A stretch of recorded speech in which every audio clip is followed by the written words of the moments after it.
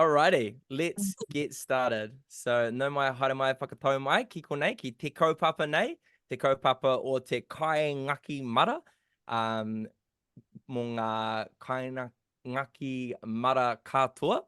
My name's James, and it's an absolute privilege to have you all joining this Eco Church online kōrero, where we wānanga together and learn about different aspects of how we can express this Eco Church movement in our community, or in whatever community that we're a part of. So we've had a whole bunch of different people who have been experimenting and exploring and have established for a while different community gardens across the country as part of their Eco Church expression. And so we thought it would be great to bring together some different stories from around the motu of people who have just recently started or have a really established garden or everywhere in between, to share some of their stories so that we could be inspired and that we could learn and that we could ask questions and that we could journey together in this growing food and growing plants for the community. So that's what we have the absolute privilege of getting to do tonight.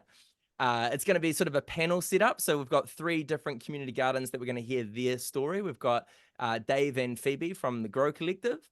They're waving right now. Man, Zoom's amazing. We've got Brendon and David from Flagstaff Community Church all the way down in Dunedin. That was an amazing wave. I like that. That was a double-handed one of those. That was great.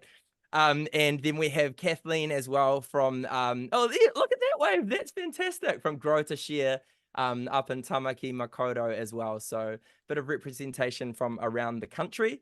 Format for tonight is going to be pretty straightforward. We're going to hear each of their stories. And while that's happening, if you've got any questions, chuck them in the chat. We'll accumulate a whole lot of questions throughout the night. And then in the second half, as we move into a bit more of a question space, if your question's the best question, it will get answered. And if your question isn't the best question, it will also get answered, because we are egalitarian with our question responses. So it's so lovely to have you all here. Iris is the guru and the brains who makes all of this happen. So Iris, is there anything that I've missed out in terms of letting people know how tonight's going to work? Nope, all good. Yes. Covered everything. Yeah. I love when that's the And answer. if you don't, we are recording, but the main person being recorded are the speakers. So don't worry. And you can always keep your camera off if you don't want to be on camera. Fantastic. Well, let me karakia to start, and then I will throw to Dave and Phoebe, who are going to share a bit of their journey with us all. Tukua te wairua kia ririki ka taumata hei arahi a tātou mahi. Me tātou whai ki te tikaka rātou mā, kia mau, kia ita, kia kore ai karo, kia pupuri, kia mau, tuturi whakamoa, kia tīna, tīna, humi hui e tāi ki e. And so God, our hope tonight is that we will aspire to the heights that you have invited us to head towards, that would be inspired by your Spirit, and we would hold on to the important callings that have gone before us. In Jesus' name, amen. Ko te mihi tuatahi ki te kaingaki mara tuatahi ki te atua, the first gardener of new creation.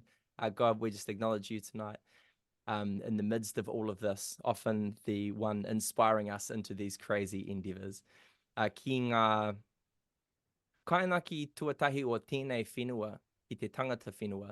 So to the very first gardeners of these lands, ngā tangata whenua, e rere atu ngā hoa mihi kia koutou, kia rātou ana hoki. So to all of those amongst us and to all of those around us, tangata whenua, who have been farming and growing food in these lands for thousands of years, we acknowledge you and we acknowledge them. Kia koutou, kia tai mai kei konei, tēnā rā tātou katoa. So to all of you who just love gardens, love gardening, and love learning, welcome, no mai, haere mai, whakatau mai rā. It's an absolute privilege for me to introduce Dave and Phoebe. I've known Dave and Phoebe for a very long time, and they have done some amazing things with their life. But out of all the things that they've done, the thing that I think is the coolest, that's not true, they've done lots of cool things, but one of the amazing things that they've done is establish this thing called Grow Forest Hill just across the road from their house. So click that little clappy hand button if you know how to do it for reactions. There's not a clappy hand. Oh, there is. There we go. And that's how we will say, yay, Dave and Phoebe, share your story with us. Kia ora. Kia ora, James. Well, kia ora koutou. No mai ki tēnei kaupapa nui. Nō reira tēnā koutou katoa. My name's Dave, this is Phoebe. And yes, thank you for the introduction, James. Are we able to reaction ourselves? Because I just gave myself a thumbs up. That's the confidence I have in how well this whole evening is going to go. So I am here to talk to you a little bit about Grow Forest Hill. So we've prepared some slides and I'm going to do my best to share these. So give me 1 second.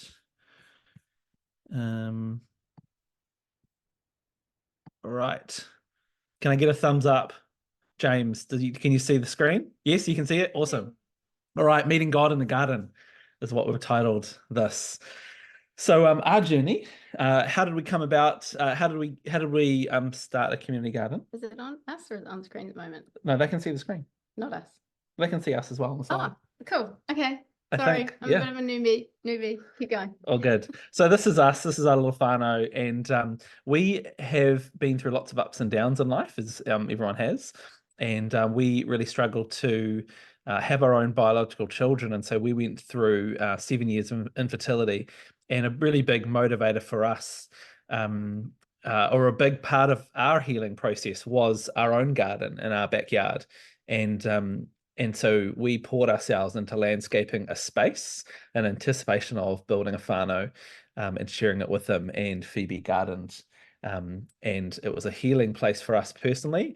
And there's a beautiful quote that is in a wonderful book, The Well-Gardened Mind, and it's been a big inspiration to Phoebe and what in our garden across the road for the community. And it says, in the garden, the cycle of life can help us, because in the depths of winter, a belief in the return of spring draws us ever forward and gives us something to hold on to. When we sow a seed, we plant a narrative of future possibility. It is an action of hope. Isn't that just a beautiful quote?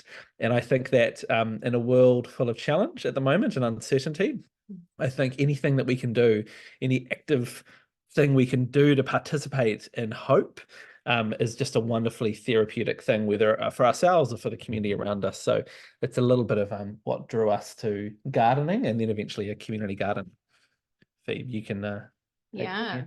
So I guess the genesis story of the community garden across the road was the idea of this quote here: start where you are, use what you have, do what you can. And it coincided really with lockdown, actually. The seed of the idea of the community garden started before then, but during lockdown we decided to do exactly what this quote said. We built a seedling stand out of pallet wood that we rescued off the side of the road, and we put it together. And being gardeners ourselves, I had a whole load of lettuce seedlings out the back, and as we all know, no one could buy plants during lockdown, so we started giving them away for free. And this little seedling stand became a real hub for our community. And from it, we started gathering people's email addresses and said, hey, there's a community garden coming. Are you interested? And by the end of lockdown, we had 100 people from our neighborhood who wanted to keep a track of the process and what was happening. So fast forward to February 2022, and 2 it was years about ago. 3 years between applying to the council for a lease on the land in the park and creating a charitable trust and building a garden plan and getting public liability insurance and just jumping through every hoop that the council threw us. 3 years later, we had our first working bee. Yeah. So this was the launch working bee. We garden organically, so we'd covered the site with black polythene for about 4 or 5 months over summer, and the first working bee was pulling that polythene off and clearing off the site, ready to get going.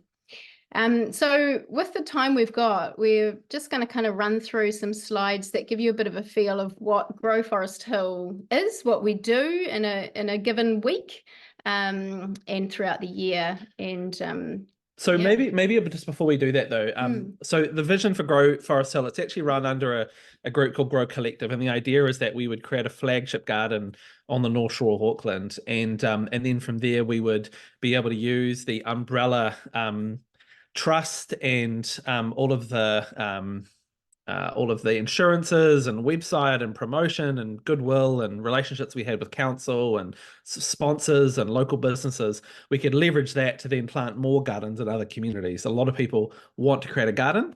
They love gardening, but they don't want to do annual returns and keep all their receipts and apply for funding and work for 2 years to get a lease on the land and have to do health and safety. So the idea is that we could take some of that burden and then they could borrow and leverage off that and create different gardens around Auckland. So we're not at that stage yet, although we're in conversations with about 5 people, different communities. But yeah, that's the idea of Grow Collective, and so Grow Forest Hill is the flagship garden. So we have sort of 3 key pillars or values, I guess you'd say, that underpin what we do and why we do it. So we say to people when they come in, yes, it's about the food that we grow, but the real heart of the community is connecting people and bringing our neighbours together to get to know each other. And we've found gardening to be the great leveller. It doesn't matter who you are, where you come from, what language you speak even. As soon as you're gardening next to somebody, you're sharing a task and the conversation can flow. And by the end of afternoon tea, you're all chatting and you're all mates. So that kind of connection is a real key value and pillar of what we do. People. Yeah, people. Beauty is another thing that we think is really important. So we've designed the space in a really beautiful sort of cohesive way. And taking care of the whenua is really important to us. So we garden organically and ensure the space is beautiful that way. And then manaakitanga is the third pillar, which is we always finish with afternoon tea. We always start with a really warm welcome and get to know people and set people to task straight away, so there's not too much awkward standing around, what are we doing, and then finish with afternoon tea. So those are the kind of 3. And everything's free. You'll see. Cool. Should I talk you through it? Okay, so we do weekly working bees every Sunday from 2 till 4. Every Sunday, rain or shine. No one's second guessing whether it's on or not. We're there all the time. We take about 4 weeks off over summer. Other than that, we're pretty much there every single week. We also run community festivals. And so if this is the weekly work, there's about 30, 40 people that come. Community festivals are an opportunity to throw the net wider. And we have bubbles and sausage sizzle, and we often will do like a bake sale and seedling sales and coffee cart, and just create a bit of a festival vibe, and that throws out to maybe 100 and 150 people. So we're always trying to find ways to gather more people in, get community together, and then hopefully that'll translate into sort of ongoing interactions. We do workshops and events. So this was a cooking demonstration in our outdoor kitchen that we put on. This was a fundraiser. So some things we do that are for creating funds, but that enables us to do everything else for free. So we put on paid fundraising events, but then we also do free events. Those sometimes are incorporated into our working bees, or they might be in addition to our working bees. So we have a schedule of different learning opportunities, whether it's composting or flower wreath making or whatever it is. Community dinners, where it's something we started since building the outdoor kitchen and fireplace, pizza oven, I should say. And so we're putting on regular community dinners every 3 months. And those are free of charge. And we just put on wood-fired pizzas for the community, which is really cool. Cooking classes as well, often done during working bees. Community visits. So we have local schools come down. We have different trusts that come down regularly and use the space. And then we also do food security initiatives. So we have the garden stand. We also support other pātaka kai around the shore. And we're about to start something called Food Together, which is providing affordable produce bags to our neighborhood. And that's using our space and our volunteers to facilitate packing produce that's provided straight from producers. And it's managed through Food Together. And so they do payments. It's $15 for a bag. And then our team or other locals come together, pack the bags, and then create a space for people to come and pick them up once a week. And then lastly, we do work in the wider community. So we're just engaged in various kind of gardening, community and food security initiatives. So this was a workshop we did for a Kāinga Order house. Anything you want to say? No. About that? Yeah, Yeah. it's good. Cool. And so theologically, we're really motivated by our faith, and we think that a garden is a beautiful way to demonstrate God's goodness in our communities. I love this paraphrase of Jeremiah 29. It says, build houses, plant gardens, marry husbands, marry wives, have children, pray for the wholeness of Babylon, and do everything you can do to develop that wholeness. The only place you have to be human is where you are right now. The only opportunity you'll ever have to live by faith is in the circumstances you're provided this very day, this house you live in, the family you find yourself in, this job you've been given, the weather conditions that prevail at the moment, the park that you happen to live across, the seedlings that you've been growing in your backyard that you can put on a stand, etc., etc. I love this too. The older I get, the more I study theology and the Bible, and the more I'm convinced that we learn about God, or the more I'm convinced that we learn about God by looking at Jesus. Jesus is not somebody who simply walks through creating a perfect world in all directions, but one who comes and shares the pain and sorrow of the world in order thereby to bring about God's eventual purpose of creation. The reason I've shared that last quote is that community gardens are, for us, it's about community, not about the garden. And community is a tricky thing. And when you gather 10 people, you've got 10 stories, and you've got 10 people who are struggling in certain ways and rejoicing in certain ways. And so one of the ways that we look at our opportunity is every time we're in the garden, we have a chance to rub shoulders with people and to listen to their stories. And the moment you're available to hear stories, you start to hear the pain that people experience. And it's a privilege to be able to listen to that, provide a safe space to give people a chance to hear what's going on for them, to be seen and noticed and felt in their community. And we just think that is just one of the beautiful ways that we express the goodness and the good news of the kingdom, is to be that good news in our community. And that's as simple as sitting down, gardening beside someone and saying, how's your week been? And then listening to whatever they have to say. So no more simple than that. No more complicated than that, I should say. But that's a big part of our vision. And yeah. Anything else you want to end with? No, No? that's great. Cool. Happy to answer questions at the end. Yeah. Ngā mihi nui ki a kōrua. Thank you so much for sharing that and for the work that you're doing and the way that you're doing it. One of the things that I love about that Jeremiah quote that you shared is that every garden and every expression of a community garden is shaped by the community that it's in and the land that it's on and its history and its story. And that's very true for you guys, and it's amazing. It's everything you bring to it. It's everything the community brings to it. And that's also true for David and Brendon down in Flagstaff and Dunedin. It's attached to a church. It's down in the far south, and it's totally doing that same thing of responding to the space that they're in. So thank you for your story. Remember, if you've got any questions, chuck them into the chat. But what I'm really keen to do now is throw to David and Brendon, who are going to share a sort of 10-minute version of their story of how they established a community garden, what it looks like, how it works, what the dream is, and what is actually happening as a result of it. So over to you, Brendon and David. You're going to have to unmute yourself, I think. Oh. I'm going to say I muted you. I'm so sorry. You unmuted yourself and then I muted you again in an attempt to unmute you. There you go. Don't touch it. Yeah, Okay. good.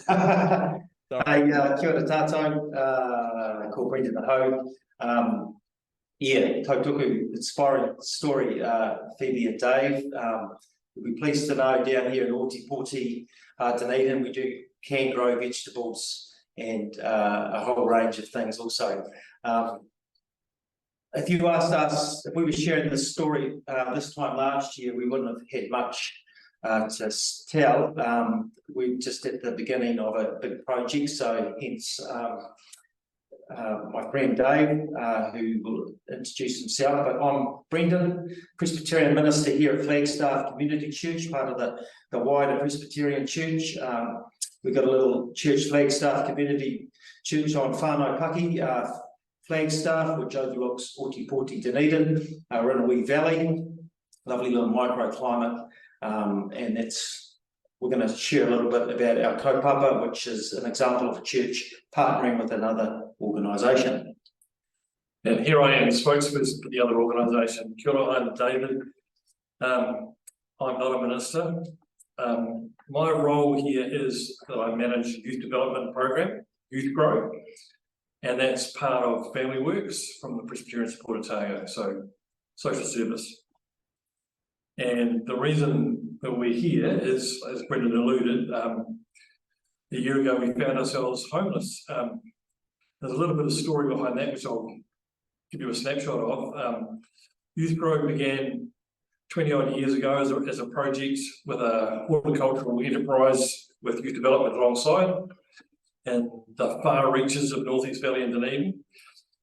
When you talk about microclimates, that's another one, all of its own, freezing winters, permafrost, all of that. If you've ever tried to grow vegetables in Dunedin, you'll certainly appreciate the sunny side of the valley and the impact of the shady side. So anyway, Presbyterian Support had this enterprise, and the idea was that you'd be propagating and growing plants, and young people would contribute to that process, and then they would have sold those plants through a functional nursery garden centre.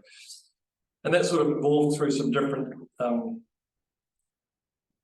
peaks and troughs of success and challenge. Became most challenging a couple of years ago when that eventually couldn't be sustained, and PSO pulled the pin on it, sold the property, and we found ourselves trying to do youth development without a horticultural venture, which is how this came about with the partnership with Flagstaff. So this time last year, we're not a very big church. We've got a lovely little bit of green space. We had a couple of 3 plots of gardens. We had a tunnel house. Our ministry volunteers were starting to send signals about winding the garden up. We had our tunnel house vandalised, slashed up, and there wasn't a lot of motivation. We were growing some veggies. It was going to some of the food banks, mainly Presbyterian Support Otago, and some of our local families. We also had a whole lot of space out at our church that wasn't being used. So literally a knock on the door from YouthGrow, say, look, we need a venue, we need a place for our young people to learn some new skills. Long story short, there was a bit of synergy. We said, look, come into our space. This here was an old dungeon that we were in. It was a place hoarded with stuff. They've turned this into a music room, but they've also turned our lovely garden space into a thriving garden, which David will talk about. We've also got a creek restoration project that we're caring for our awa, and we have involved with the Dunedin Sanctuary project, DOC, our local schools, and it's just been great being part of it's just sending a lovely message to our community of a church that's now partnering with an organisation like YouthGrow. We've got students hanging around, we've got people in the garden, we've got neighbours coming by and walking on some of the tracks we're building through our little native bush plot. We have Tui coming in, and we have a thriving garden. And David will tell you a little bit about the garden and what's been bubbling up here in the last year. Yeah, like Brendon said, we inherited the residue of a little bit of gardening. We call it community garden at that point, probably more of a niche garden. Yeah. And so we sort of inherited it, and we took the initiative and built ourselves a bigger tunnel house, and repositioned a few things so we could do some seed raising. And the intention was to try and inhabit this space a little like we used to. So we still had a horticultural lens to what we were doing, because youth development and growing plants sort of go quite neatly together. And every growing metaphor you could think of, you could apply to what we do. You know, blossoming and planting seeds of hope and rah-de-rah.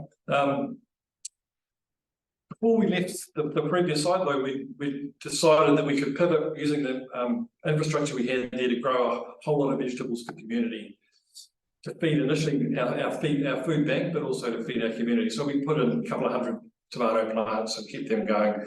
We were not the green fingers of the horticulture enterprise. We were the youth wranglers. But as it happened, that was sort of pretty successful, and we were tracking quite a few kilos of zucchini and cucumber and tomato and various other things into our food bank. which is pretty cool. We thought when we came up here, well, let's try and do this in a little bit more of a condensed way. We definitely needed a taro house because summer in Dunedin is variable.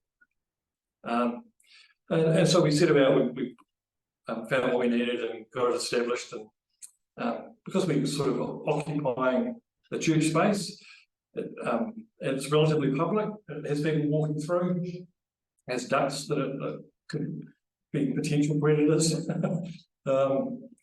Yeah, we launched the same sort of enterprise in a way. You know, put in potatoes, put in every vegetable that we thought would grow.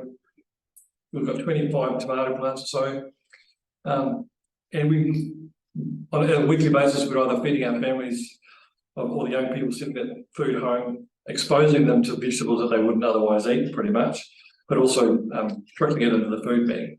And so that's the vision, and the partnership that with the church has enabled us to sort of we're creating this a focal point, I suppose. And there's a synergy with the environment, with the creeks site, with what you've done with the restoration. So that's where we're going. The idea is that, and Dunedin's full of community gardens, and there are lots of people motivated to do this sort of thing. And there's people that try and work together to make that quite cohesive. And not everybody needs to be growing all the same vegetables all at the same time for the same purpose, obviously. And so there's an organisation called the Ōtepoti Food Network, which I engaged with, and they were looking for someone to run a seed bank. There's a few other little enterprises like that, but we're really interested in pulling that sort of stuff together to see how we might contribute more coherently into that whole ecosystem. That's us. Hey, thanks for listening. A little church leaning into an organisation called YouthGrow, great name, and watching them thrive and watching this place thrive. Ngā mihi. Yeah, tēnā kōrero. So epic. There's so many questions I'd love to ask right now, but we'll save questions for the end. But this one question, what would you say, Brendon, is the difference in terms of the feel of your the land that you own and the church facilities before having YouthGrow there and since having YouthGrow there? Yeah, that's a really good question, and apologies about not having some lovely images of what it looked like a year ago to a year now, where it's just a lovely thriving, the bird song, the growth, the gardening. We just had our church building painted actually, and the kaupapa behind that was, it's got to match what's happening in our environment. And that's about a little church, not a big church, that's just saying, hey, what can we do with our piece of land that God's given us? We were a bit inundated and you know, a bit overwhelmed about what we could do, but we just looked at our window and there was a little creek and there's a little bit of green space and some rundown gardens, and we just handed that over to God and a few people in an organisation like YouthGrow, and we're watching it thrive and we're really enjoying the space we're in. Amazing. Sounds like you'd make a great eco church. Ah, you already are one. Fantastic. So lovely to hear your story, and we'll throw some more questions at you soon. So I love, and one of the threads that ran through that is just responding to the needs of the community and not needing to reinvent the wheel, but seeing things come into fruition through partnership. What a beautiful theme. And I think that's a huge part of the next story that we're going to hear. So I'm going to throw to Kathleen from Grow to share. Kathleen, give us a wave again. There you are, and everyone knows we are. I'll share your slides for you, and then tēnā koe, no mai ki te kaupapa, kei a koe. Kia ora koutou, ko Kathleen, toko ingoa, and it's so wonderful just to hear the stories, and I'm so inspired again, and I'm hoping that as we gather this evening, that you'll hear a running theme, a connecting theme through all of this. And I better jump into our Grow to Share, which the best way I've learnt to describe it is deconstructed community gardens. A lot of the fancy restaurants are very good at delivering on your plate all the ingredients for a, if you will, an apple crumble, and when they just put it with that deconstructed, for those of us who don't know, it's a bit of a mess on a plate. But we're doing a bit of, I'm going to call it messy gardening, but you'll see more as we go along. And where it all comes from is, if we can go to the next slide, please, is our Genesis chapter 2, verse 15. And I wanted to really just sort of jump in here and say, for a lot of, well, I've just seen, let me just quickly jump in and put in my, I've just seen a battery run up low. So I've just plug it in and we can get going. Sorry, just when you don't want the battery to run short. That, can you still all see me, hear me? Oh, good, good, good. Just when I start, the battery goes flat. But anyway, Genesis 2:15 is the Lord God took the man and put him in the Garden of Eden to work it and take care of it. And in another version, it goes a little more, it goes to tend it, guard it, and keep it. So there you have it. The very first job ever given to man was to be a gardener. So that is the oldest known gift that God has given to us, is to care for the garden. And for the next slide, if we can jump into that, thank you, James, is I really want to honor these two people. This is my mum and dad, Bob and Darlene Kingy. And my father comes from the far north, up past the beautiful Matori Bay, and where his people grew not only for themselves, but they actually grew in lines of 3. They grew for the elderly first, the kaumatu and queer, and then they grew a line for the orphans and widows, and then the third row was for themselves. So that was my dad's deep understanding of tending and gardening and caring for the land. My mother was born in America, and when she was growing up, it was the time of World War II, where everyone was being encouraged to get into the Victory Gardens, and every home garden, even the front yards, were turned into incredible gardens so that they were able to be sustainable and basically take care of themselves during a really challenging time. So where it all comes for me, if we can go to the next slide, is I love gardening, but I have a very small property, and I was complaining to the Lord, I have no room, I have no space to grow, and all he said to me was like, well, you can do seedlings.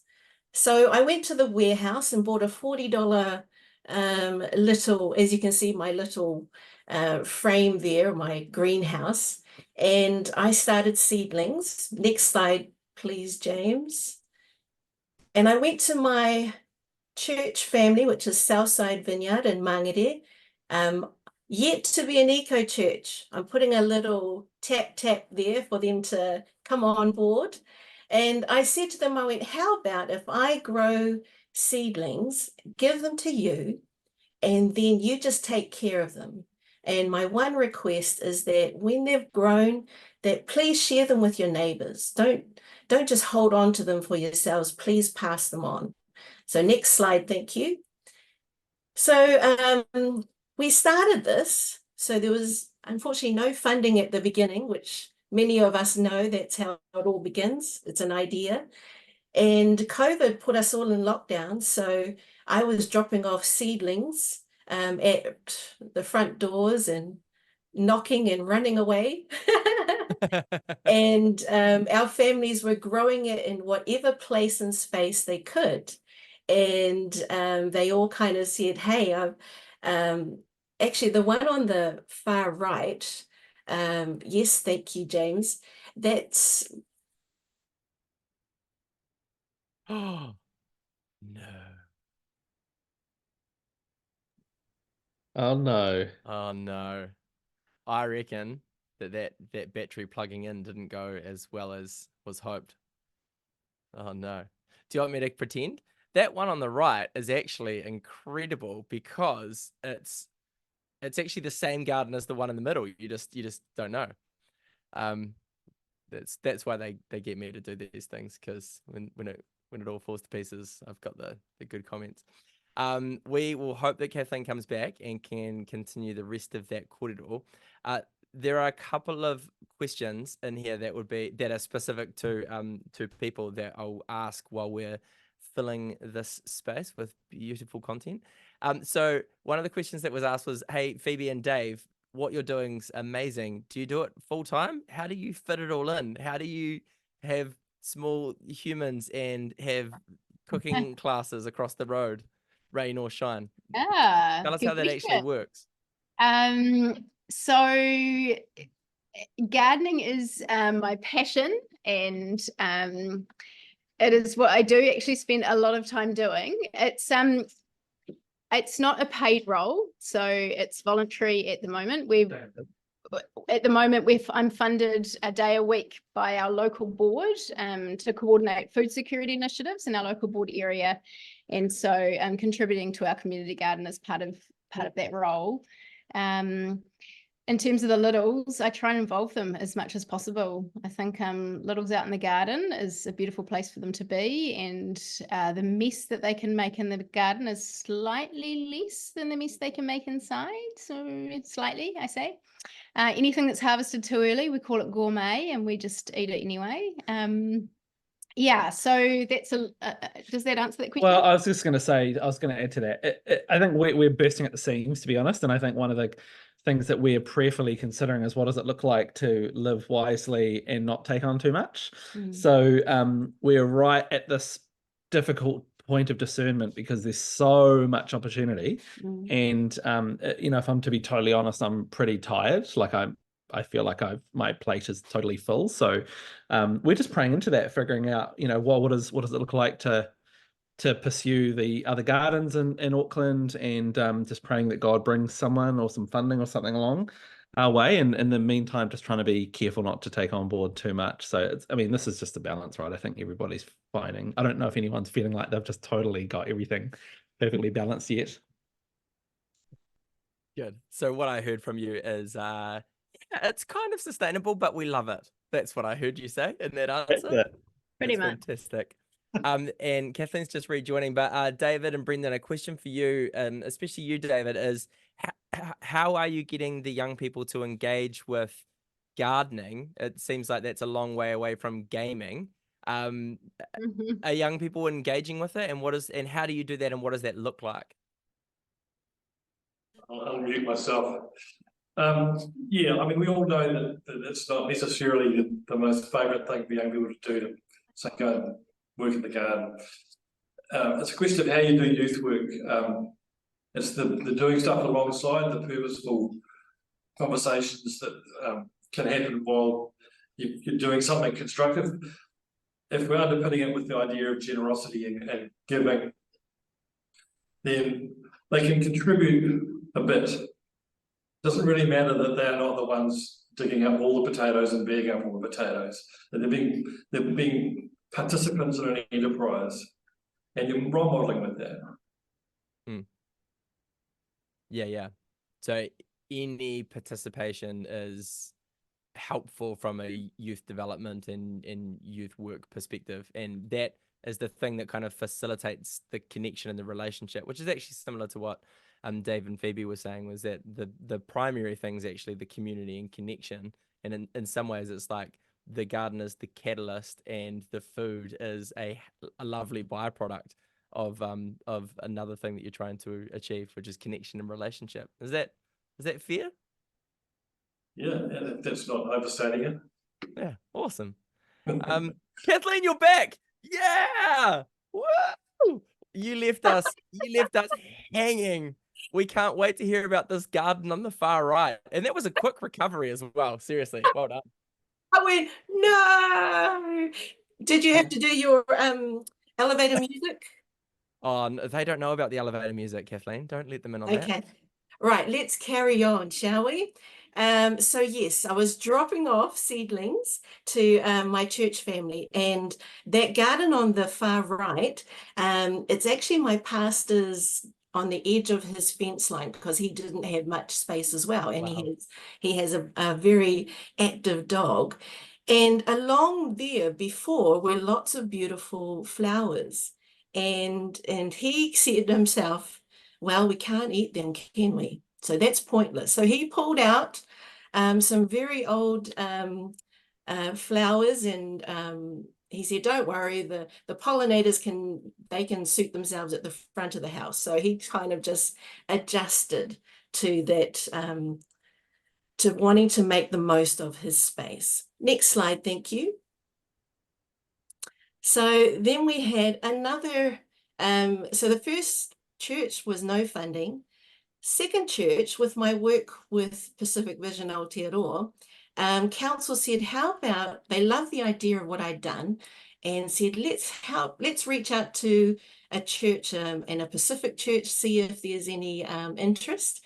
So we had a Samoan Methodist church in Panmure, so they'd love to get involved. And that was in September 2022, and 8 families went, yeah, let's do it.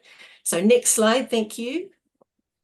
And it was wonderful actually being able to meet them in person, because we hadn't had that with our first church. And so we broke it up and ran different workshops, so composting and sowing seeds.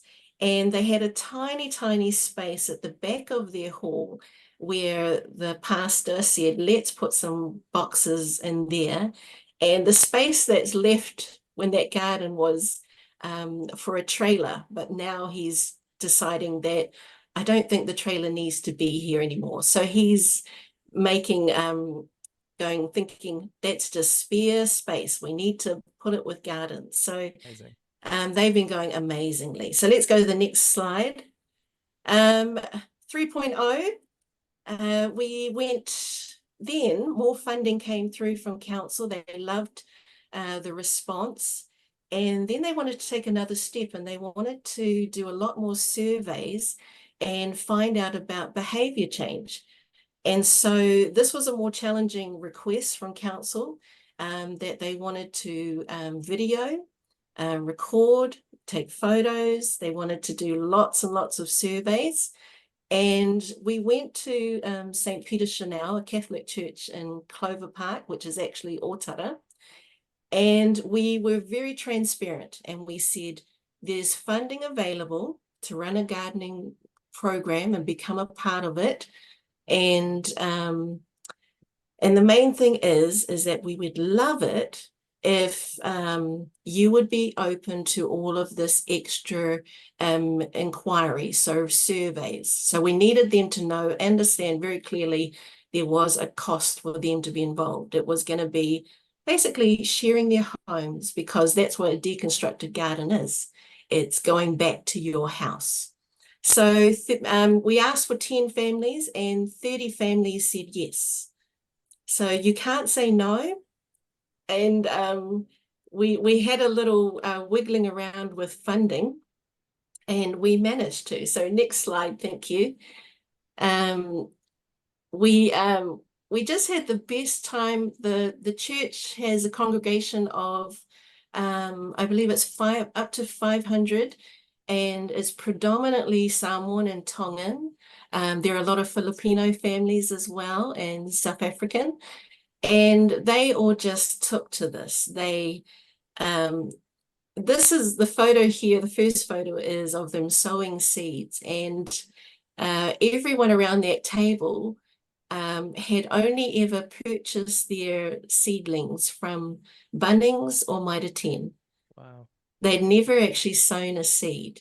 And so this was a really big buzz. It was going right back to the start. It was, and they all laughed at my tiny little greenhouse. And they went, oh, that's pretty sad. It had 3 shelves. But all of them now are quite confident in sowing their own seeds. And it was wonderful too, because every time we run a workshop, every person that's part or gathers or is in the room, and just like my parents taught me so much about gardening, I remind them that they themselves have grown up with gardeners. They've been exposed to it. So their grandparents, and all of them were saying, oh, my dad used to do this, or my mum used to do this. And so part of Grow to Share is also, we flip the title and call it Share to Grow, so that whatever you know, please share with us what you've seen your parents do. We all have so much wealth of knowledge in the room, so let's be generous with what we have learned as children. So and it's just gone so well, and the families have really smashed it, actually. And we got an invite from the Auckland Botanic Gardens to be a part of their photographic exhibition that's on now, where they wanted to highlight our gardens, our food, our way. And a number of our families are some of the big photos are of our families and proudly standing in front of their gardens. And even there's been a few videos of them, and those have been circulating. And for a lot of them, they never thought that gardening could take them so many places. And even just their children are now loving the fact that they don't have to go to the supermarket to buy fruit and the veggies. And they're also really buzzing about, over Christmas, one family had 12 relatives come and stay for 2 weeks, and every day they went to the garden to top up salads and top up their meals, so they didn't have to go and buy any veggies, which was a massive time. So amazing. Let's go to the next one. Sorry, I hope not spend too long oversharing. Just yesterday we had the final part of the program, which is a celebration meal of the harvest. So that was when because the church has most of their property is actually a car park, so we found a tiny strip that we could put a garden box on, and that was to show the rest of the members, this is how simple it can be. Just fill it up and grow.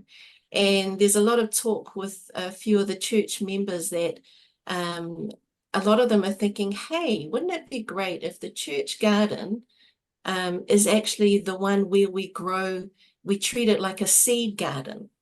So what we grow in there is we save the seeds from that. And they go, we can basically just change it out and they were just sort of starting to think ahead. And so they've been having some wonderful conversations about what we can do. And already the Samoans and Tongans are kind of competing. Each of the churches that we've worked with, I forgot to share, is that they each start their own Facebook page. And they've already been taking photos of their tomatoes and cucumbers, and it gets a bit serious when the measuring tape comes out. just to put it out there, my one is this long now. So that's really good, celebrating each other, but also the learnings. Next slide, please.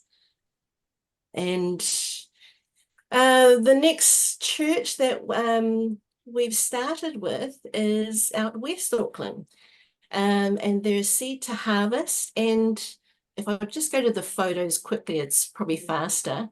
They have a really tiny space at the back of their church, and they're looking at it going, they would love to create a teaching garden. And it's not just because a lot of their church members have got their own gardens, but they thought, hey, this is a great way to reach out to our communities, because from their church, they also run a food bank. So they said, we have lots of people coming here, so let's use this opportunity to actually teach them while they come. It's that saying of teach a man to fish. So we're going to teach you how to grow. So that's their kind of, and I love how it just keeps on changing and adjusting with each church. And I can't remember what my next slide is. Sorry, James. Oh, back to there.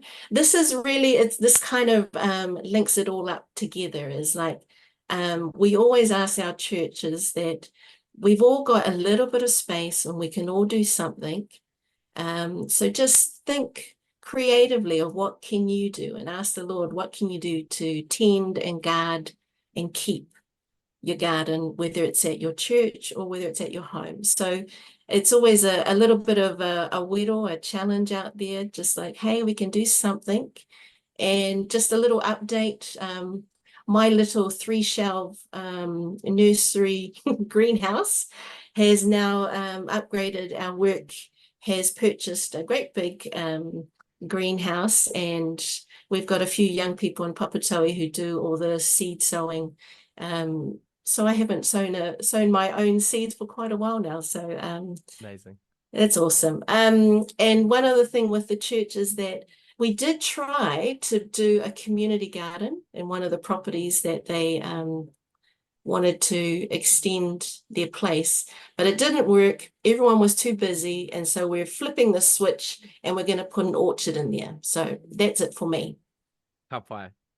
Tēnā koe, rere atu ngā hau mihi ki a koe mō tō mahi a tāhua. Yeah, thank you for that. That was like a smorgasbord of inspiring stories. And I love the progression of the way that the imagination keeps growing and you keep thinking about different ways that you can support different groups as well. So tēnā koe. So we have 5-ish minutes. We'll have a little bit longer than that. And there's a few great questions that have come through, and they are the core questions. So question number 1 is really important. It's the how do you fund question. And then secondarily, what advice would you give to churches or organizations who are approaching councils for funding? So Dave and Phoebe, I might throw to you for that because I know you've navigated the Auckland City Council systems extensively. What advice would you have for a church or an organization approaching council for funding primarily, because most churches already have their own space that they can use? I think working with your local board is really important. They're the kind of grassroots people on the ground who really, really care about your particular neighborhood. Often local boards have quick response grants, so the criteria is a little bit lesser in terms of an overwhelming application. That's what else would you say? And a lot of it is about building relationship too. So just get hold of your local board members, take them out for coffee, show them your space, and then they'll be more likely to advocate for you when it actually comes to those quick response grants. The Auckland Council have, in Auckland, a local board, so Auckland is divided into local boards and they have their own elected members. And so they have an ability to distribute funding based on the needs of their particular area. So there's, how many local boards are there? Like 15 or something like that. I don't actually know, but there's a lot. So the other one is Auckland Council. So there's a grant called the WMIF Fund, and that, what's WMIF stand for, Phoebe?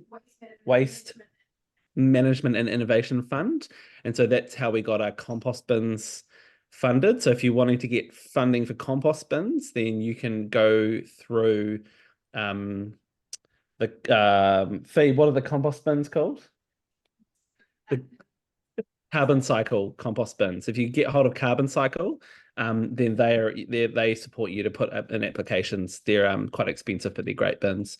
And then other funding things, I would just say from our experience, tomato seedlings just go off as far as fundraisers. People love tomatoes. We also strawberries. So if you can get a whole bunch of seedlings ready for the tomato season, that's a really successful thing. Sausage sizzles, all the classics. And then we just knock on the doors of all the local businesses around our area and we ask them for either in-kind support. So we need a wheelbarrow or we need a water tank, or financial support, which is a little bit harder, especially in this economic environment. So it's pretty tough at the moment. But, I just ask. I ask. And that's how you get. Saw a thumbs up from Kathleen there. It must be that shared experience there. There is confidence in believing in the vision and believing in the dream that that definitely leads you to be able to ask people with confidence as well. Another real core part of a successful, sustainable community garden is engaging volunteers. So I'm really keen to hear from each of you just your top tip on how to engage and recruit volunteers. So David and Brendon, I'll throw it to you first, and then Kathleen, and then Dave and Phoebe. I before YouthGrow came in and redeveloped our whole area, we were struggling a bit with our ministry leaders, love gardening, but we broke our 3 garden plots up in our vandalised hothouse, and we split it up so one volunteer took on one little garden plot, and they would come in and attend to it whenever and wherever. But of course, that's how we dealt with it then. It's all different now. Yeah, awesome. Kathleen? I found it always helps with food, bribe. As soon as you've got the food on the table, they all turn up. Pizza's amazing with our young people, and they will turn up and do anything and everything. Another great thing is how I started with that giving seedlings. People can't help but return. And one of the things that our families after that, they started taking fruit and veggies to their neighbours, and then their neighbours start returning. And one of the lucky members in our church has got a fisherman for a neighbour, so he gets snapper back after he's just given over tomatoes and cucumbers. So they start off with a gift, and it always comes back. Yeah, manaakitanga, it goes a long way to building relationship, and relationship is probably one of the core pieces of recruiting volunteers as well. Dave and Phoebe, any other comments on that, recruiting and retaining volunteers? Yeah, I think I totally agree. I think a spirit of generosity that kind of imbues the space is really important, and that really warm welcome. So there's not that awkwardness, putting people straight to a task. I think people love feeling like they're doing something. And yeah, I think for us, we have a bit of a focus on kids, involving kids. And so the Sunday afternoon for young families just seems to be a little bit of a formula that works really well in our particular neighborhood. And the young families tend to attract the older people as well, I think. Yeah. What else? We've really struggled, to be honest, with teenagers. So, I'm interested to hear, we get teenagers coming and then they just never come back again. So that's just an area that we've really, really struggled with. But that, who knows? I don't know if you guys have any tips on actually how to get teenagers in. I think they're all pretty busy on their devices.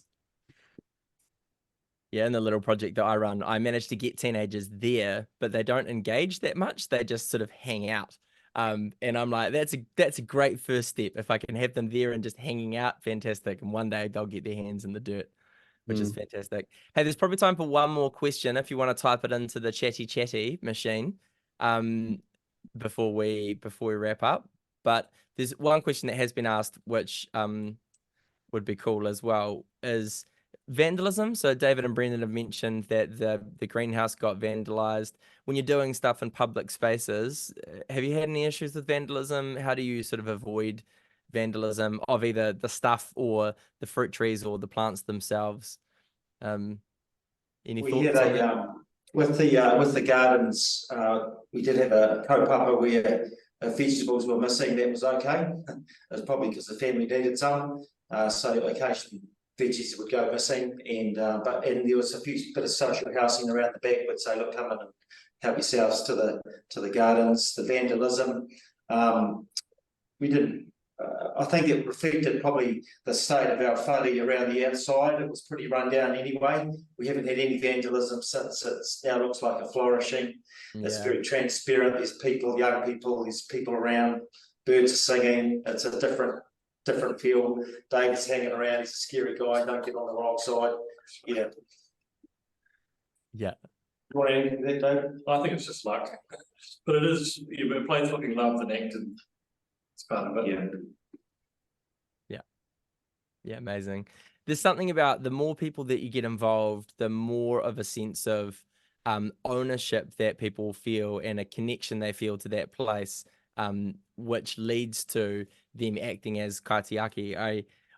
We have a little community garden at my church and a food pantry and stuff like that, and then we run a little river regeneration project as well. And when we first started running that project, the little reserve was it was full of rubbish and full of weeds.